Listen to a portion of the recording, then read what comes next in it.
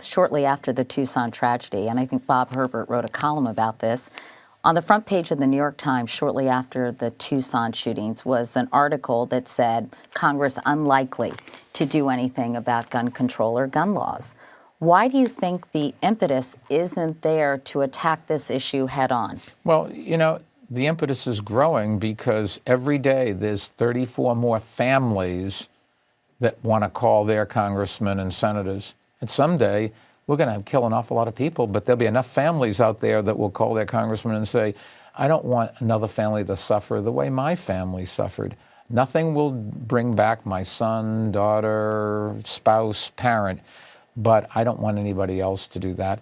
And I think that if a few, like Lyndon Johnson, finally stood up and said, it's time to do something after Bobby Kennedy and Martin Luther King Jr., but we shouldn't have to wait for an elected official, somebody that captures the public's imagination or has big visibility to be the impetus. This is every day in our communities. If 34 a day, there's no congressional district that doesn't have a murder in it. There's no state that doesn't have a murder in it. It's time that this country start to look and see who we're working for and what we're supposed to do.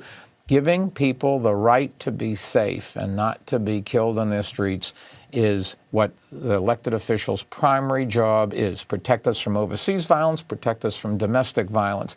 And arming civilians is not the ways to go about it. Nothing wrong with people buying an arm as long as they're not prohibited. But Congress has prohibited some. Let's enforce those laws.